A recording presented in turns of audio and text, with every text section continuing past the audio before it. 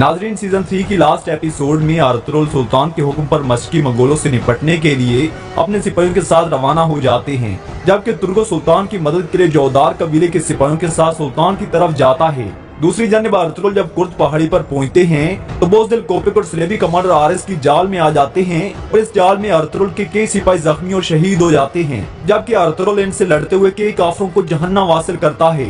लेकिन आखिर में स्लेबी कमांडर आरएस अर्तुगरुल पर कई वार करता है, जिससे अर्तुगरुल शदीद जख्मी होकर जमीन पर गिर जाता है और यहीं पर सीजन 3 का एंड हो जाता है। इससे आगे क्या होता है हम आपको सीजन 4 के एपिसोड नंबर 1 के बारे में बताते हैं। इस एपिसोड के आगाज में काय कबीले के लोग अर्तुगरुल और उसके सिपाहियों को ढूंढते ढूंढते उस जगह पर पहुंच जाते हैं जहां पर लड़ाई हुई थी। आयमा खातून और अलीमा सुल्तान एक लाश को देखकर शदीद परेशान हो जाती हैं, लेकिन वो उसे शनाख्त नहीं कर पाती और वहां हर तरफ कबीले के सिपाहियों की लाशें पड़ी होती हैं। एक सिपाही आर्तुगबे को चेक करके कहता है कि आर्तुगबे साहब जिंदा हैं। ये सुनकर आयमा खातून और दुंदार भागकर उनके पास जाते हैं। फिर दुंदार कहता है कि आर्तुगबे को फौरन कबीले लेकर जाओ। फिर सिपाही आर्तुगबे को उठाकर वहां से ले जाते हैं। इतने में अलीमा सुल्तान को अर्तुगरुल का खंजर मिल जाता है और वो शदीद गम से इधर उधर देखने लगती है और अर्तुगरुल पुकारते हुए बहुत रोती है। फिर आयमा खातून अलीम और दुंदार बमसी के पास जाते हैं और दुंदार बमसी को चेक करके अपनी गर्दन हिलाता है कि ये जिंदा नहीं है। फिर वो सब रोने लगते हैं तो इतने में बमसी अपनी आंखें खोलता है। ये देखकर दुंदार सिपाहियों से कहता है कि बमसी को फौरन कबीले ले जाओ। फिर सिपाही उसे भी उठाकर ले जाते हैं। इसके बाद अलीमा आयमा खातून से कहती हैं कि अम्मी जान अर्तुगरुल कहीं नहीं है। ये सुनकर दुंदार कहता है कि हम भाई को हर हाल में तलाश कर लेंगे, चाहे उसके लिए हमारी जान क्यों न चली जाए। फिर दुंदार सिपाहियों को अपने पास बुलाकर कहता है कि जमीन का चप्पा चप्पा छान कर अर्तुगरुल भाई को तलाश करो। फिर दुंदार अपने एक सिपाही से कहता है कि असलहान और कोपेक की तरफ पैगाम भेजो कि वो अर्तुगरुल साहब को तलाश करने में हमारी मदद करें। इसके बाद वो सिपाही वहाँ से चला जाता है और बाकी सिपाही अर्तुगरुल को तलाश करना शुरू कर देते हैं। दूसरी जानिब करजाईसर किला में आरएस अपने कमांडर से कहता है कि किसी भी दुश्मन ने मुझे इतनी खुशी नहीं दी जितनी मुझे अर्तुगरुल को अपने शिकंजे में फंसा कर मिली है। फिर वो कमांडर लोकेस कहता है कि अर्तुगरुल जैसे बड़े आदमी को कत्ल करने की खुशी आप जैसा अजीम सिपाही महसूस कर सकता है। फिर आरएस कहता है कि अर्तुगरुल की मौत सब तुर्कों के लिए एक इबरतनाक सबक होगी। या तो वो इस इलाके को छोड़कर चले जाएंगे या फिर वो अर्तुगरुल की तरह मेरी तलवार का शिकार बन जाएंगे और जब उन्हें अर्तुगरुल की लाश मिलेगी तो वो बहुत खौफजदा हो जाएंगे। फिर लोकेस कमांडर कहता है कि उन्हें अभी तक अर्तुगरुल की लाश नहीं मिली और तुर्क हर तरफ अर्तुगरुल की लाश तलाश कर रहे हैं। इस पर आरएस कहता है कि उन्हें हर हाल में अर्तुगरुल की लाश मिलनी चाहिए। दूसरी जानिब असलहान अपने कबीले में मौजूद होती हैं, तो इतने में काय कबीले का सिपाही असलहान के पास जाकर उसे सारी सूरत हाल से आगाह करता है। तब असलहान ये सुनकर बहुत परेशान हो जाती हैं और अपने सिपाही को कहती हैं कि फौरन घोड़े तैयार करो। दूसरी जानिब वाली बाजार के सराय में एक सिपाही आकर कोपेक से कहता है कि दुंदार ने आपकी तरफ एक पैगाम रसा भेजा है। कोपेक पूछता है कि क्या पैगाम है, तो इस पर वो गोक्तू सिपाही कहता है कि काय कबीले के लोग वहां पहुंच गए हैं जहां पर अर्तुगरुल के लिए जाल बिछाया गया था और बमसी और आर्तुगबे को जख्मी हालत में कबीले लाया गया है।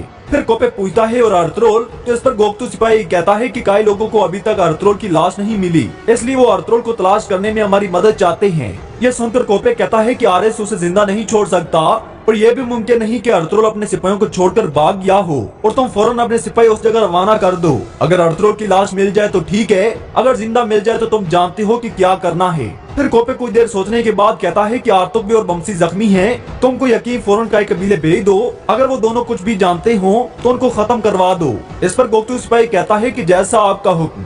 दूसरी जानिब आर्तुगबे और बमसी को शदीद जख्मी हालत में लाया जाता है और उनको देखकर कबीले के लोग बहुत रोते हैं और अफसा भागती हुई बमसी के पास आकर रोते हुए कहती है कि आंखें खोलो बमसी, ये किसने किया है तुम्हारे साथ। लेकिन बमसी बेहोशी की हालत में होता है और कुछ नहीं बोलता। फिर अफसा एक सिपाही से पूछती है कि अर्तुगरुल साहब कहाँ हैं, तो इस पर वो सिपाही कहता है कि अर्तुगरुल साहब लापता हैं। फिर अफसा पूछती है कि इसहाक कहाँ है, तो इस पर वो सिपाही कहता है कि इसहाक शहीद हो गया है। ये सुनकर अफसा जारो की तार होते हुए कहती है कि अब इनका इलाज कौन करेगा। इसके बाद वो सिपाही बमसी और आर्तुगबे को तिबी खेमे में ले जाते हैं और उनकी मरहम पट्टी करना शुरू कर देते हैं। इतने में कोपेक का भेजा गया हकीम वहां आकर कहता है कि सब बाहर चले जाओ। इस पर अफसा पूछती है कि आप कौन हैं। ये सुनकर वो शख्स कहता है कि अमीर सातीन का भेजा गया हकीम हूँ। ये सुनकर वो सब अल्लाह का शुक्र अदा करते हुए बाहर चले जाते हैं। फिर अफसा कहती है कि मैं आपकी मदद करूंगी। हकीम बमसी को चेक करके कहता है कि ये जिंदा है। फिर वो बमसी का इलाज करना शुरू कर देता है। दूसरी जानब कई लोग जोर जोर से अर्तुगरुल को पुकारते हुए तलाश कर रहे होते हैं। इसके बाद कई कबीले में हकीम बमसी के जख्मों पर पट्टी बांधकर खून रोक देता है। तो इतने में बमसी अपनी आंखें खोलकर मुसलसल सरदार सरदार कह रहा होता है। फिर बमसी कहता है कि सरदार मुझे मुआफ कर देना, मैं आपकी हिफाजत नहीं कर सका। यह सुनकर हफ्सा खातून बमसी से पूछती है कि हमें बताओ कि यह किसने किया है। फिर बमसी कहता है कि मैं नहीं जानता, क्योंकि काफिरों के चेहरे ढके हुए थे। फिर बमसी को वो ख्याल आता है जब अर्तुगरुल शदीद जख्मी होकर गिर गया था और एक आदमी ने अर्तुगरुल को मारने के लिए अपनी तलवार फिजा में बुलंद की थी। तो इतने में बमसी ने उस सिपाही को मारकर अर्तुगरुल की जान बचाई थी। फिर इसी दौरान मजीद लोग वहां आ गए थे और दोबारा लड़ाई शुरू हो गई थी और बमसी अर्तुगरुल के पास जाकर सिपाहियों को बुलाने लग गया था और वो 2 सिपाही आकर अर्तुगरुल को वहां से ले गए थे।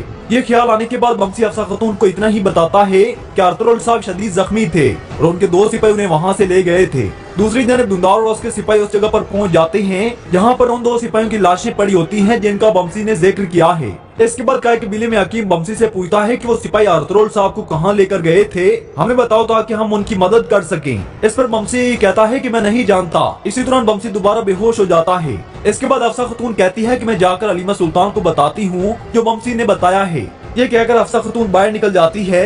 उसके जाने के बाद हकीम कोपे के सिपाही से कहता है कि तुम जाकर अमीर सातीन को सारी सूरत हाल से आगाह करो। दूसरी जानब असलहान अपने सिपाहियों के साथ लड़ाई वाली जगह पर पहुंच जाती हैं और हलीमा खातून और हलीमा सुल्तान से गले मिलकर उनको तसल्ली देती हैं। फिर हलीमा सुल्तान असलहान से कहती हैं कि हमने हर जगह तलाश किया लेकिन अर्तुगरुल साहब कहीं नहीं मिले। यह सुनकर असलहान कहती है कि आप परेशान ना हो, हम मिलकर अर्तुगरुल साहब को तलाश कर लेंगे। इतने में कोपेक भी अपने सिपाहियों के साथ वहां पहुंच जाता है और कई लोगों के सामने अपने खास सिपाही से कहता है कि इनके साथ मिलकर अर्तुगरुल साहब को तलाश करो और जब तक हमारे हाकिम आला अर्तुगरुल साहब नहीं मिल जाते तब तक हमें से कोई वापस नहीं जाएगा। फिर कोपेक हलीमा खातून के पास जाकर कहता है कि मैंने जैसे ही इस बारे में सुना मैं फौरन यहाँ चला आया और मेरे सिपाही दिन रात अर्तुगरुल साहब को तलाश करेंगे और मैंने अपना हकीम भी कई कबीले भिजवा दिया है जो आपके जख्मियों का इलाज करेगा। फिर दुंदार कोपेक से कहता है कि हम खौफजदा हैं कि जिस किसी ने भी ये किया है वो अर्तुगरुल भाई को साथ ले गया है। ये सुनकर कोपेक दुंदार से कहता है कि मैं और हमारी रियासत आपके साथ हैं, जिसने भी ये किया है उससे हिसाब लेना मेरी जिम्मेदारी है। ये कहकर कोपेक वहाँ से चला जाता है। इतने में एक सिपाही अर्तुगरुल की जैकेट लेकर वहाँ आता है और कहता है कि अर्तुगरुल साहब की जैकेट मिली है लेकिन वो आसपास कहीं नहीं मिले। अर्तुगरुल की खूनी जैकेट देखकर सब लोग बहुत गमगीन हो जाते हैं और हलीमा सुल्तान बहुत रोती हैं। दूसरी जानब वारिस अपने सिपाहियों से कहता है कि हमने एक बड़े दुश्मन से छुटकारा हासिल कर लिया है, इसी खुशी में हम एक बड़े जश्न का भी इंतजाम करेंगे, लेकिन अभी मैं आपको कुछ दिखाना चाहता हूँ। फिर 2 सिपाही संदूक ले आकर सबके सामने रख देते हैं और आरिस संदूक खोलता है तो उसमें अर्तुगरुल की तलवार मौजूद होती है। फिर आरिस अर्तुगरुल की तलवार सबको दिखाकर कहता है कि ये हमारे दुश्मन की तलवार है और तुर्कों के लिए एक तलवार बहुत कीमती होती है। अर्तुगरुल को हमने जहन्नम में भेज दिया है, अब हम अर्तुगरुल की तलवार पर पांव रखेंगे। फिर ये बुज़दिल आरिस अर्तुगरुल की तलवार नीचे फेंक कर अपना पांव तलवार के ऊपर रख देता है। ये देखकर सब सिपाही आरिस जिंदाबाद के नारे लगाते हैं। फिर आरिस अपने सिपाहियों से कहता है कि हम इस तलवार की तरह तुर्कों को भी पांव तले रोंद डालेंगे। फिर बाकी सिपाही भी अर्तुगरुल की तलवार पर अपने पांव मसलना शुरू कर देते हैं। दूसरी जानब जंगल में रात का वक्त हो जाता है। तब दुंदार कहता है कि हम हर जगह की तलाशी लेंगे और सुबह होने तक अर्तुगरुल भाई की तलाश जारी रखेंगे। फिर हलीमा खातून थक कर एक दरख्त के सहारे खड़ी हो जाती हैं। इसी दौरान हफ्सा खातून वहाँ भागती हुई आकर कहती है कि बमसी को होश आ गया है। ये सुनकर हलीमा खातून अल्लाह पाक का शुक्र अदा करती हैं और हफ्सा से कहती हैं कि क्या बमसी ने अर्तुगरुल साहब के बारे में कुछ बताया। तो इस पर हफ्सा कहती है कि बमसी ने बताया है कि जिन लोगों ने उन पर हमला किया था उनके चेहरे ढके हुए थे और हमारे 2 सिपाही अर्तुगरुल साहब को निकाल कर वहाँ से एक तरफ ले गए थे। ये सुनकर हलीमा सुल्तान सदमे में रोते हुए कहती है कि हमने जिन 2 शहीद सिपाहियों को देखा है अगर वो हुए तो।